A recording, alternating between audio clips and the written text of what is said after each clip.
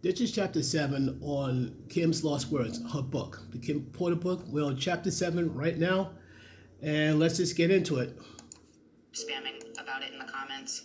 I feel bad now that everybody is telling me that it's sold out, so I'm going to do one more chapter tonight. Part 5, I think. Chapter 7, Threats. At this point, I knew I had to get away from him, but I was scared.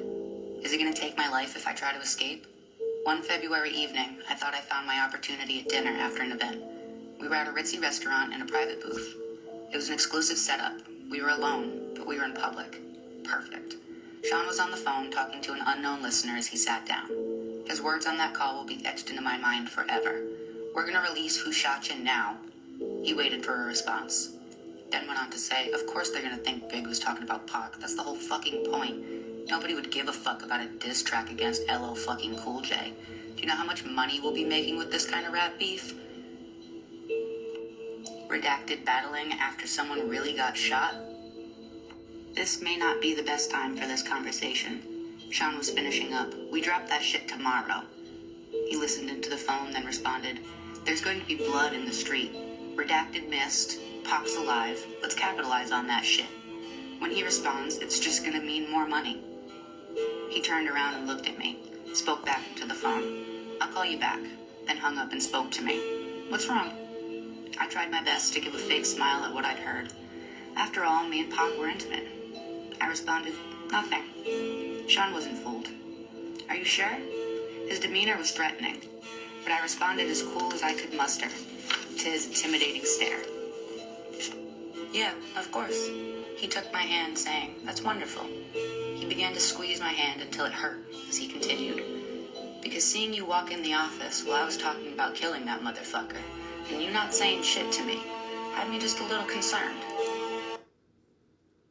So he does know that that she walked in on a supposedly plot, put a hit on Pac. So he knew. He's not that oblivious. He knew. I think he's one of those guys who pretty much is aware of what's going on, and he's let her know, like, you know, I know that you know, so, you know.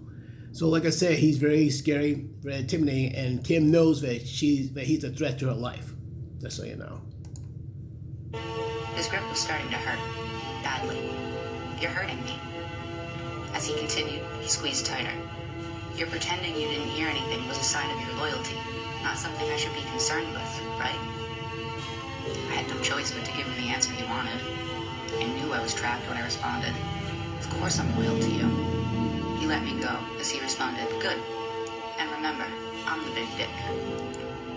Ego. Ego. I snatched my hand back in pain. He smiled and said, let's start off with a good wine. He snapped his fingers, and his favorite wine was poured for him. They knew what Sean wanted, and what he wanted, he got. I'm trapped. Now isn't the time for me to launch my escape plan. I have to be strategic. It's going to be hard to leave the glamour, the glitz, the lifestyle. I mean, this man just snapped his fingers in one of the most exclusive restaurants in New York City, and they poured his drink of choice. The bottle of wine is $800, and this is 1994. A bottle of wine, almost $1,000. Just give me a sparkling cider for about $2. I'm good. If I spend more than $5 for a sparkling cider of any type, I'll slap myself hard. The list to get in this place is 6 months long, if you are somebody. Mayor Giuliani has a table here tonight also. If I got up and walked out, I would be safe. But what about tomorrow? I had to think. He sipped his wine and smiled. You're not drinking? He pointed at my glass. And of course a waiter filled it. They knew what I liked as well. Sean had a bad temper. He yells sometimes, and okay. He's roughed me up once or twice. You heard he roughed her up once or twice. Now, Kim's can't say like the book's fake. So my question is like, okay, if this book is very explicit, so if that book's explicit, what will the other version be like? That's a good question. But he never punched me. He never bruised me. And he'd never hit Quincy. I would not have stood for that. He never laid a hand on my son. At that time, I never thought of him touching Quincy in any way. Then the significance of what he said hit me. Is he mad at Tupac over me? I'm the big dick. Oh my god. The last time he put his hands on me, it was because I enjoyed Jamie Foxx too much. Shit, he enjoyed Jamie too. He gets so insanely jealous. It's not fair. He wants to bring other men into the bedroom, but gets jealous when he does. Damn, you're quiet tonight, he said, snapping me back into the present. I asked the question that was burning in my mind since I walked into that office. What does Chris think of this? He looked at me coolly and said, his fat ass better just keep doing music. A third guest was escorted over by security. Sean motioned for him to sit. A waiter walked over to Sean Carter and asked, would you like something? Carter responded, no thank you, then said hello to me with a smile. Would that be Jay-Z? Carter? Would that be Jay-Z maybe? I think that was Jay-Z. I almost thought that's Jay-Z. Smiling, I replied, hey Carter, and took a sip of my drink. The Seans may share a bed together from time to time, but thankfully I was never asked to join. Carter went on to speak to Sean. I thought we were meeting in private. Sean replied with a nonchalant shrug. I had to discuss something with her first. It's fine, go ahead. He wielded this kind of power. Carter shifted uncomfortably in his chair before continuing. It's true. Chris and Pac were about to start their own label. Sean slammed his fist against the table, shouting, doesn't anyone have any fucking loyalty? Carter, well that's not happening now, right? Sean peered at Carter with distrust. Why the fuck are you so eager to share this with me? Chris is your man. Fuck, he brought you on, and you're stabbing him in the back? Carter responded with indignity. So you trying to tell me that Biggie brought in Jay-Z? If I'm wrong about this, folks, do not be afraid to correct me so I can double check and make sure that whether I'm right or wrong. First, I'm tired of being that redacted son. I need to come out from under his damn shadow. Sean smiled. So I was right, yup. Diddy wanted all the power, all the influence, all to himself, and he don't want to share it. Especially the likes of Biggie or Tupac. Shades of Caesar. Slightly. Okay, I respect that.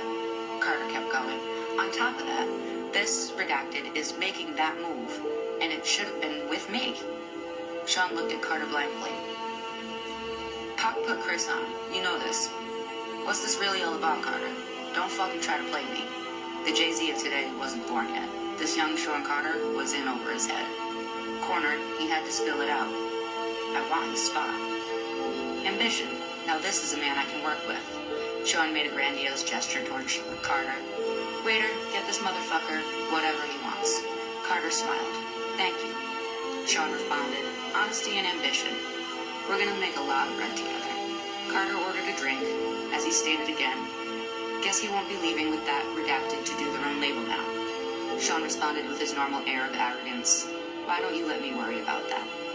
I took this as my cue to escape. I told Sean, I'm gonna go ahead and get back to Quincy.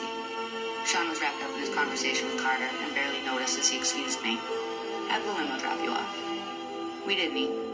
He didn't care. I smiled and kissed him on the cheek and left. Spamming about it in the comments.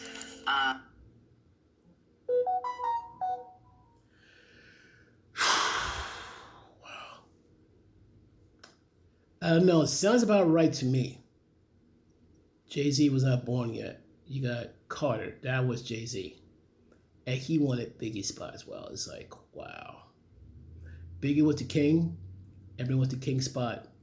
Carter, especially P. Diddy. Diddy want to be the kingmaker. I don't know what to make of it. Like I said, but Jamie Foxx.